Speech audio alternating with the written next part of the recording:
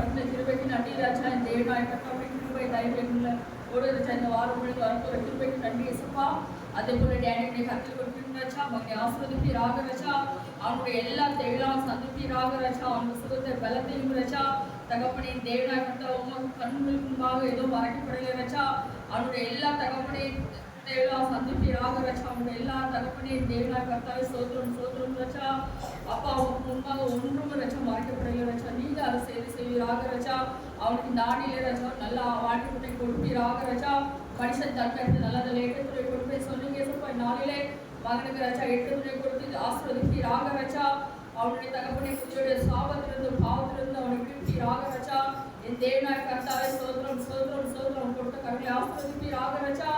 மறுபடியும் தகப்பனே உங்களுடைய ஆலயத்துக்கு ராஜா அவன் கொடுக்கும்படி கிருபை செய்கிற ராஜா. என் தேவனாய் கர்த்தாவே போல பேசக்கூடிய தகப்பனை பிள்ளைகளுக்கு அக்கி ஒரு நிசப்பா என்னை பலப்படுத்துவீராக. அபிஷேகத்தோடு நிறைந்த வாக்கில் வரட்டும் தகப்பனே. ஒரு போலும் சுய வெளிவராதவரை பாதுகாத்தலும் ராஜா. என் தேவனாய் கர்த்தாவே ஸ்தோத்திரம் ஸ்தோத்திரம் நன்றி இயேசப்பா ஸ்தோத்திரம் ராஜா. நன்றி ராஜா. இதே சுமரத்தோமே ஆமென். அல்லேலூயா. நான் வந்து போன வாரம் ஆக்சுவலி பேசிட்டு சரி இந்த வாரம் என் தேவனாய் கர்த்தாவே நன்றி சொல்றேன். 2 ராஜாக்கள்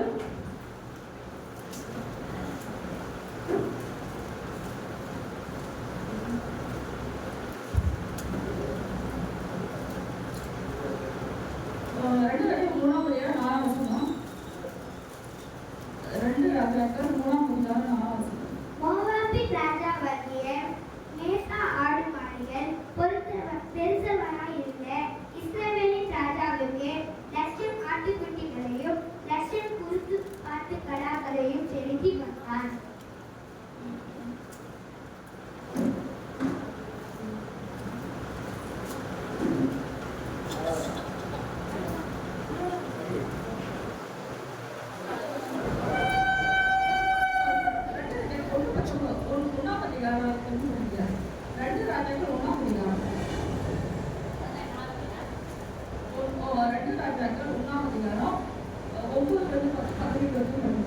அவனிடத்திற்கு ஒரு தலைவனையும் அவனுடைய 50 சேவகரையும் அனுப்பினார்.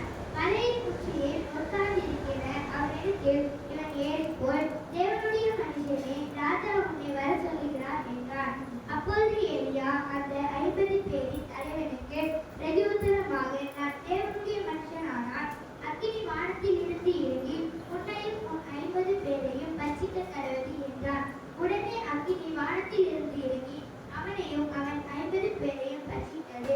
மறுபடியும் அவனிடத்திற்கு வேறொரு தலைவனையும் அவனுடைய 50 சேவகரையும் அனுப்பினான். இவன் அவனை நோக்கி, தேவனுடைய மனுஷனே, ராஜா உன்னை சீக்கிரமாய் வர சொல்கிறார் என்றார். எலியா அவர்களுக்கு பிரதியுத்தரமாக, நான் தேவனுடைய மனுஷனானால் அக்கினி வானத்தில் இருந்து இறங்கி உன்னையும் உன் 50 பேரையும் பட்சிக்க கடவுது என்றார். உடனே தேவனுடைய அக்கினி வானத்தில் இருந்து இறங்கி அவனையும் அவன் 50 பேரையும் பட்சித்தது. இங்க பாருங்க வந்து ஆகாப் யாருன்னா நாபத்துடைய திராட்சரசத்தை அபகரிச்சு என்ன செஞ்சா சாவு வாங்கி இறந்தவன். அவனுடைய மகன் வந்து அகசியா. அப்போ வந்து அகசியா என்ன செஞ்சிருக்கான்னா அவன் மேல விழுந்துடுறான். அப்போ வந்து 3ஆவது சொல்றீங்க 1:3 சொல்லு. கர்த்தருடைய தூதர் திஸ்பியானாகிய எலியாவை நோக்கி, நீ எழுந்து சமாரியாவுடைய ராஜாவின் ஆட்களுக்கு எதிர்பட்டு போய், தேவன் இல்லை என்றோ நீங்கள் எப்ரோனின் தேவனாகிய பாகால் சேவூரிடத்தில் விசாரிக்கப் போகிறீர்கள். ஆண்டவருக்கு ஆரம்பத்தோட அவன் விசாரிக்கிறப்ப இது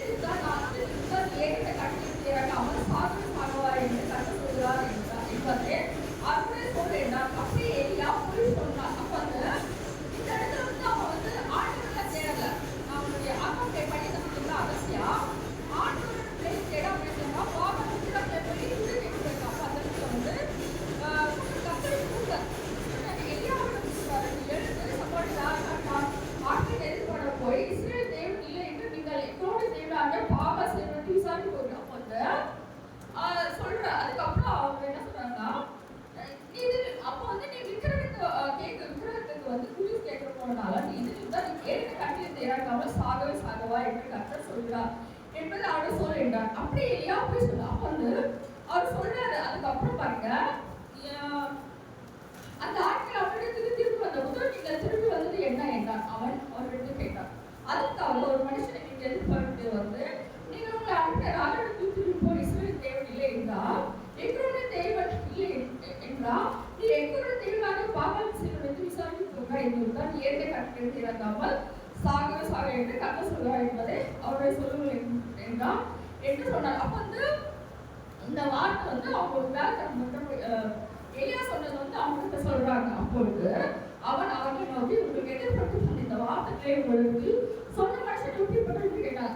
அதுக்கு அவர் மயிலுடைய தடுத்து வார்த்தையை தன் அறையை கட்டி கொண்டிருந்தான் என்றார். அப்பொழுது அவன் கிறிஸ்துவனியாக எலியாதான் என்று சொல்லி அப்ப வந்து அவன் புரிஞ்சுக்கான் இது எலியாதான். அப்போ வந்து அவன் என்ன செய்யறான், அவனுடைய ஆள் அனுப்புறான். யார எலியா கூப்பிடுறதுக்கு எப்படி சொன்னா ஆள் அனுப்புறான். அப்ப வந்து அந்த ஆள் கூட 50 பேர் போறாங்க. அப்பொழுது எலியா அந்த 50 பேரை கைவிடும். அப்ப வந்து அவன் போயிட்டு என்ன சொல்றாங்க, இது படிக்க பயிர் படிக்கல, என்ன இவரு கூப்பிடுறாங்க, என்ன சொல்றாங்க பாருங்க, 10 படிக்க. அப்பொழுது எலியா அந்த 50 பேரின் தலைவனுக்கு பிரதியுத்தரமாக, நான் தேவனுடைய மனுஷனானால் அக்கினி வானத்தில் இருந்து இறங்கி உன்னையும் உன் 50 பேரையும் பட்சிக்க கடவுளே என்றான். உடனே அக்கினி வானத்தில் இருந்து இறங்கி அவனையும் அவன் 50 பேரையும் பட்சித்தது. அவனிடத்திற்கு ஒரு தலைவனையும் அவனுடைய 50 சேவகரையும் அனுப்பினான். மலையின் உச்சியில் உட்கார்ந்திருக்கிற அவனிடத்தில், இவன் ஏறி போய் தேவனுடைய மனுஷனே ராஜா உன்னை வர சொல்கிறார் என்றான். இங்க வந்து அவன் போய் ஒண்ணுமே சொல்ல, அவன் 50 பேரை கூட்டிட்டு போய் என்ன சொல்றானா, அவனுக்கு இவன் ஏறி போய் தேவனுடைய மனுஷன் ராஜா உன்னை வர சொல்கிறார் என்றான். அப்ப நான் படிக்கிறது ஏறி வார்த்தை மனுஷனே ராஜா வர சொல்கிறார் வாழ்ந்தான் சொல்றாரு. மட்டும் சொல்லு. அப்ப உடனே அவர் என்ன சொல்றாருன்னா, அப்பொழுது இல்லையா அந்த 50 பேரை தலைவருப்பாங்க, நான் தேவனுடைய மனுஷனா அக்கி வாழ்ந்து இறங்கி உன்னையும் 50 பேரை பற்றி கடவுள் என்றான். உடனே அக்கி வாழ்ந்து இறங்கி அவனையும் அவன் 50 பேரையும் பற்றினது.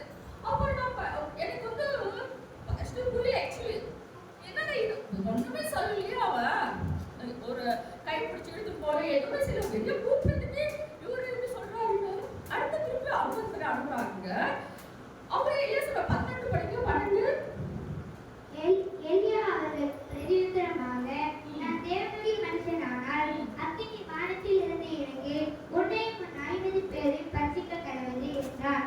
உடனே தேவனுடைய அக்கினி வானத்தில் இருந்து இறங்கி அவனையும் அவன் 50 பேரையும் பட்சித்தது. பாருங்க, இது ரெண்டாவது தடவை. ஃபர்ஸ்ட் வந்து போறாங்க 50 பேரு கூப்பிட்டாங்க. அதே மாதிரி தான் இப்படி ரெண்டாவது டைம் என்ன செஞ்சாங்க, 50 பேர் கூட ஒரு தலைவர் போயிட்டு கூப்பிடுறான். இதே மாதிரி தான் சொல்றாரு, ராஜா வந்து சீக்கிரமா வர சொல்றாரு என்றார். என்ன சொல்றான், தேவனுடைய மனுஷன் ராஜா வந்து சீக்கிரமா அது வந்து எலியா என்ன செய்யறாரு, திருப்பி அவங்க போறாங்க. 13 திரும்பவும் மூன்றாம் தடவை ஒரு தலைவனையும் அவனுடைய 50 சேவகரையும் அனுப்பினான். இந்த மூன்றாம் தலைவன் ஏறி வந்தபோது எலியாவுக்கு முன்பாக முழங்கால் படியிட்டு அவனை வேண்டிக் கொண்டு, தேவனுடைய மனுஷனே, என்னுடைய பிராணனும் உமது அடியாராகிய இந்த 50 பேரின் பிராணனும் உமது பார்வைக்கு அருமையாய் இருப்பதாக. இதோ அக்கினி வானத்திலிருந்து இறங்கி முத்திரை 2 தலைவரையும் அவரவருடைய 50 சேவகரையும் பற்றித்தது. இப்போதும் என்னுடைய பிராணன் உமது பார்வைக்கு அருமையாய் இருப்பதாக என்றான். அப்பொழுது கர்த்தருடைய தூதன் எலியாவை நோக்கி, அவனோட கூட இறங்கி போ, அவனுக்கு பயப்படாதே என்றான். அப்படியே அவன் எழுந்து அவனோட கூட ராஜாவின் இடத்திற்கு இறங்கி போய் அவனை இங்க பாருங்க, 2 டைம் போறாங்க. என்ன சொல்றாங்கன்னா, அவங்க தேவனுடைய மனுஷனே ராஜா உடனே வர சொல்றாங்க. அடுத்து வந்து 2ஆவது டைம் அவங்க என்ன சொல்றாங்க, 50 பேருக்கு தேவனுடைய மனுஷன் ராஜா கூப்பிடுறாங்க. அப்போ வந்து அவர் என்ன செய்யறாரு, அக்கினி வானத்துக்கு இறங்கி அவங்களுக்கு பச்சை கொடுத்தது எத்தனை பேர், மொத்தம் 100 பேர், 50 பேர், அப்புறம் 2 பேர் தலைவர். அடுத்து 3ஆவது டைம் அனுப்புறாங்க. ஆனா 3ஆவது போல அவன் எப்படி சொல்றாங்கன்னா, முரண்காடு பண்ணிட்டு அவரை வேண்டிக் கொண்டு, தேவனுடைய மனுஷனை என்னுடைய பிராணனும் உமது அடியாரின் 50 பேரின் பிராணனும் உமது பார்வைக்கு அருமையா இருப்பதாக என்ன செய்யணும்னா, தாழ்மையோட 2 பேரும் போயிட்டு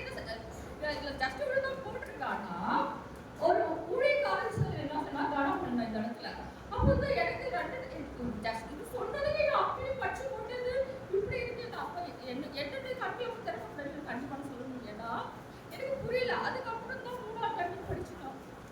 நிறைய டைம் படிப்பேன். அப்புறம் வந்து அதுக்கப்புறம் பாருங்க இந்த இடத்துல ஒன்னா அவன் என்ன செய்யறான், தாழ்மையா என்னுடைய பிராணம் ஒரு அழியாது, இந்த 50 பிராணம் ஒரு ஆளுக்கு அருமையா இருக்கிறாங்க. அப்ப வந்து தாழ்மையோட போய் சொல்றாங்க.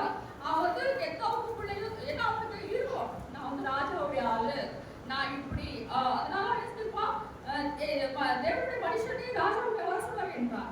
அப்போ வந்து அவன் திமிராதான் பேசியிருப்பான் கண்டிப்பா. அப்ப இந்த 3ஆவது தடவை அவன் தாழ்மையா என்ன செஞ்சான், என்ன பணிந்து போய் சொல்றதுனால அவன் ஆண்டோடைய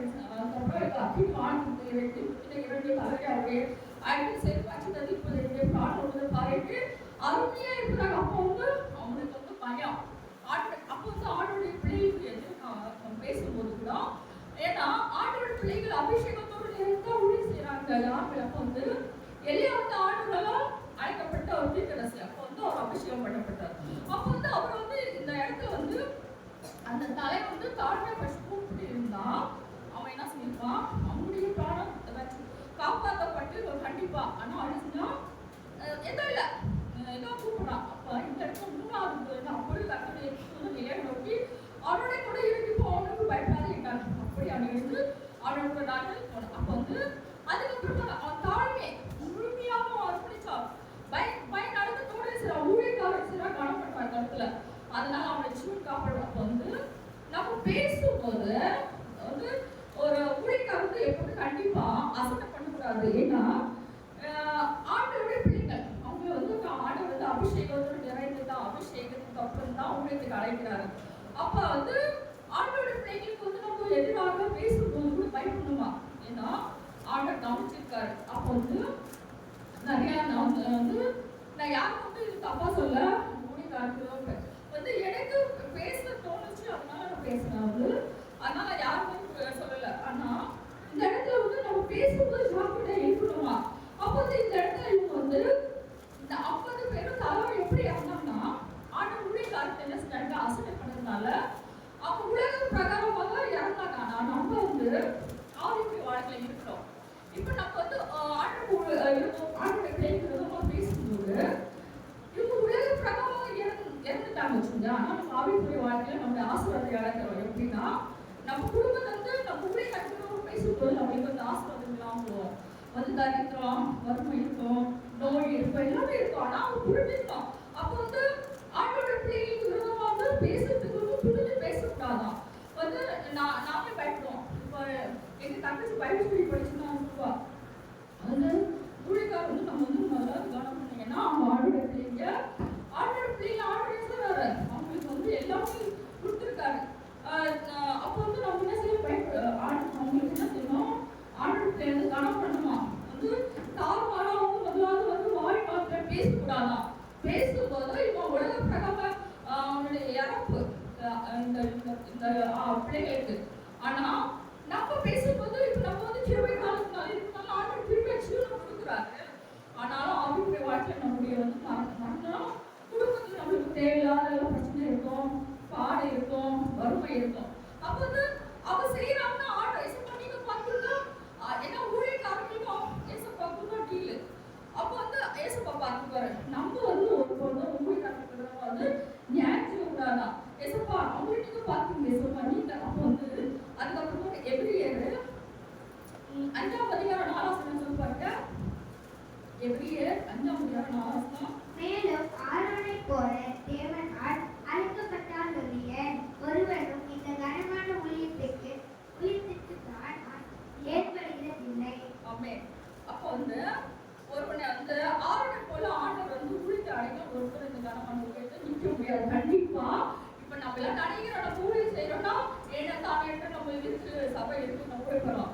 ஆனா ஆண்டோடைய அபிஷேகமும் ஆண்டோடைய அழைப்பு இல்லாம ஒருத்தர் இந்த ஊழியத்துக்கு செய்ய கண்டிப்பா நிற்க முடியாது. அப்போ வந்து ஊழியக்காரங்க வந்து நம்முடைய ஆசீர்வாதத்துக்கு நம்ம என்ன செய்யணும், ஏசப்பா வந்து அவங்க நம்மளால முடிஞ்ச அளவுக்கு நம்ம என்ன செய்யணும், அதுதான் நான் நினைப்பேன். யார் இருந்தாலும் ஊழியக்காரர் வந்து வெறும் அனுப்பக்கூடாதுன்னு நான் நினைப்பேன். ஏன்னா அவங்க கூட சாப்பிட்டு போனா ஆசீர்வாதம் நினைக்கிறவர் எனக்கு அப்படி. அப்போ வந்து ஆண்டவர் ஆவணை போல தேவனால் அழைக்கப்பட்ட ஒரு இந்த கனமான உலகத்துக்கு தானா ஏற்படுவதில்லை, தானா. அப்ப இது வந்து வசனம் என்ன இருக்குன்னா, ஆவியானவரால் எழுதப்பட்டிருக்கு. அப்போ அப்படிப்பட்ட ஆவியான வசனம் எப்படின்னா வந்து நம்ம ஒவ்வொருத்தரையும் ஊழியத்துக்கு அழைச்சிருக்காங்கன்னா அவருடைய சித்தம், அவருடைய அபிஷேகம் இல்லாம ஒருத்தர் இந்த இடத்துல நின்று வந்து ஆராதனை செய்ய முடியாது, எதுவுமே செய்ய முடியாது. அப்போ வந்து ஊழியத்துக்கு போறதுக்கும் அப்போ வந்து ஆண்டவர் நம்மளை வந்து அபிஷேகித்துருவோம். அப்போ வந்து நம்ம என்ன செய்யணும், அதுக்கு தகுந்தபடி நடக்கணும். அதுக்கப்புறம் வந்து சங்கீதம் 135:14 என்ன சொல்லி பாருங்க. சங்கீதம் 135:14. கர்த்தர் தம்முடைய ஜனத்தின் நியாயத்தை விசாரித்து தம்முடைய ஊழியக்காரர் மேல் பரிதாபம் பண்ணுவார். ஆமென். ஆண்டவர் என்ன செய்றாங்க பாருங்க, ஊழியக்காரர் வந்து ஏன்னா எப்படி அவருக்கு வந்து சந்தோஷம். ஏன்னா நிறைய பேர் வந்து இருக்கு, ஆனாலும் அவங்க என்ன சொல்றாங்க ஆண்டவர்னா, நீ ஊழியத்தை எப்படி செய்யணும்னா போயில அனுப்புனா அவங்களுடைய காணிக்கை கொடுத்து அவங்க ஊழியக்காரர் கொடுத்து நிறைய பேர் வந்து போக முடியாம ஊழிய தடைப்படுது. அப்போ வந்து அந்த தடைப்படுறதுக்கு காரணம் என்னன்னா பணம் இல்லை. அப்போ வந்து நம்மளால முடியல, ஓகே, அப்போ நம்ம என்ன செய்யணும், போயில அனுப்பு. அப்போ வந்து ஆண்டவர் வந்து ஊழியக்காரங்களாம் என்ன செய்யலாம், பரிதாபப்படுறது. அப்போ வந்து கர்த்தர் அப்படி தடுத்து ஜாதி விசாரித்து அப்படி ஊழியக்காரர்கள் பரிதாபப்படுவார். அப்போ அந்த ஆண்டவர் வந்து என்ன செய்யறாரு, ஊழியர் நம்ம நினைக்கிறோம், ஆமா நான் ஊழியத்துக்கு வந்துட்டு எனக்கு ஒண்ணுமே இல்லை அப்படின்னு நினைக்கக்கூடாது. ஏன்னா ஆண்டுடைய கண்கள் அவங்களை எந்த நேரமோ சுத்தி கொண்டு நம்மளை பார்க்க நம்மள பேசுறவங்க கூட ஆண்டு செய்யறாரு, அவங்கள சந்தித்தாரு. அது போல சங்கீதம் 35:27 சொல்லுவாங்க. 35:27.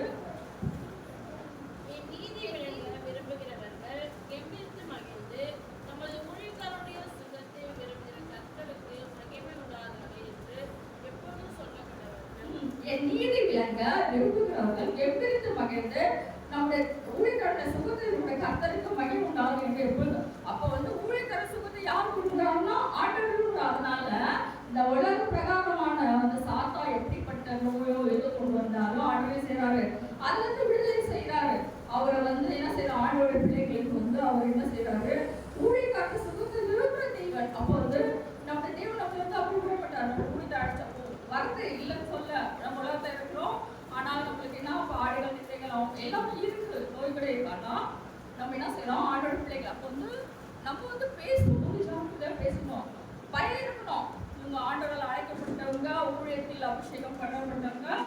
அப்போ நம்முடைய ஆசத்தை நம்ம நாவினால என்ன செய்யணும், ஜீவனமாக இருக்கு, நாவின் அதிகாரத்தில் இருந்தது. அப்போ வந்து நம்ம நாவினால் பாவம் செய்து நம்மளுடைய ஆசிரியத்தை இழக்க கண்டிப்பா கூடாது. தேவ